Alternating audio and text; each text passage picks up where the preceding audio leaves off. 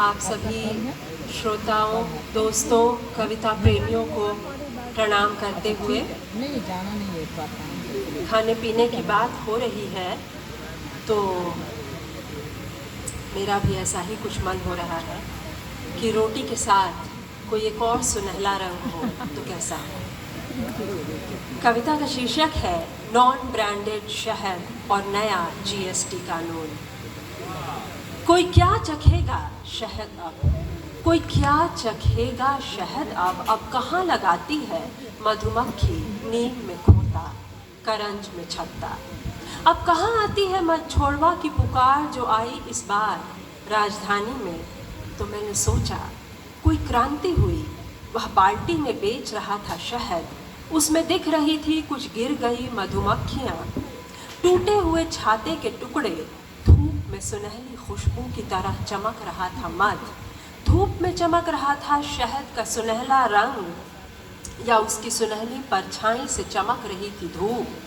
कितना सुंदर था यूं ले लेना प्रकृति से सीधा सीधी मिठास नामक स्वाद, मानो तोड़ कर फूलों का रस फूलों के खिले चेहरे से जैसे बेतकल्लुफ चिड़िया सा, तितली सा, मधुमक्खी सा उड़ उड़ जाना, भर भर आना, इस सब कुछ से लबालब थी मत छोड़वा की बाल्टी। उससे कैसे नहीं खरीदा जाता शहद, जबकि माँ मचाती रही ठगों और ठगी का कोहराम।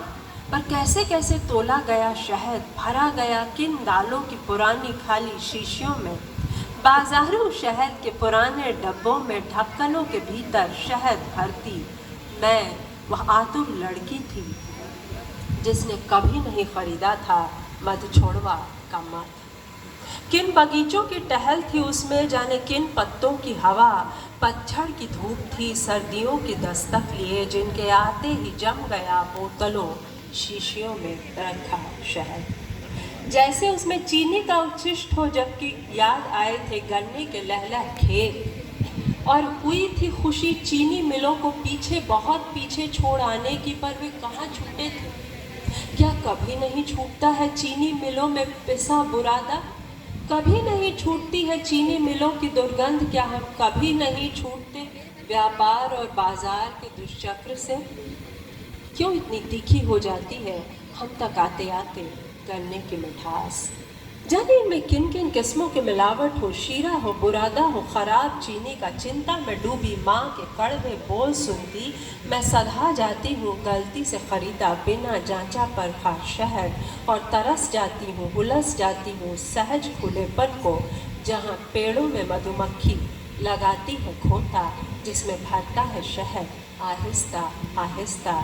अब सब कुछ होता है व्यापार सा, पाला पोसा हुआ, खरीदा बेचा हुआ, अब कुछ भी प्राकृतिक नहीं, नीम का शहद नहीं, करंज के पेड़ में है। उत्पात है, आक्रमण का इतिहास है, तारीखें हैं, पराम दिन है, रोज़मर्रा की ज़िंदगी है, लोगों का आना जाना है, दुकानें हैं, सौदा है, पैसे हैं या नहीं है, फाका है, विनिमय की दर है, और उसके बाद अघोषित युद्ध है, बमों का फटना है, हताहत घायल लोग हैं, सिविलियन जिंदगी के भीतर एक मोर्चा है आतंक का, और भयानक सशस्त्रीकरण के बीच सवाल है कि इस फिलिस्तीनी मोर्चे को कौन कब कहाँ कायम कर रहा है। बहुत शुक्रिया।